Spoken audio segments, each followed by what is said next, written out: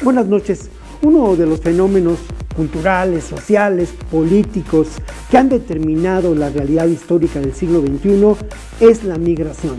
Y no hay duda de que uno de los focos rojos de este fenómeno social, humano, sin precedentes en la historia de la humanidad se da en la frontera norte y en la frontera sur de nuestro país. Ese fenómeno, lamentablemente por parte del Estado mexicano actual, lo que ha generado es una seria represión y violencia.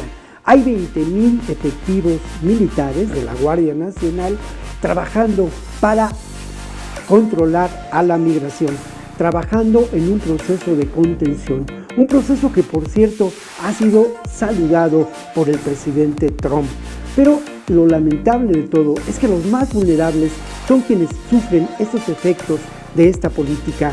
La Comisión Nacional de los Derechos Humanos señala que a lo largo de los últimos meses, en los meses de este año que está corriendo, han sido detenidos 38,000 menores de edad en este curso de la búsqueda de la vida rumbo al norte. ¿De dónde vienen estos jóvenes? ¿De dónde vienen estos niños? De la violencia y de la pobreza. Lo triste es que más de 8,000 niños y menores de edad vienen migrando solos, con las consecuencias que uno pueda imaginarse.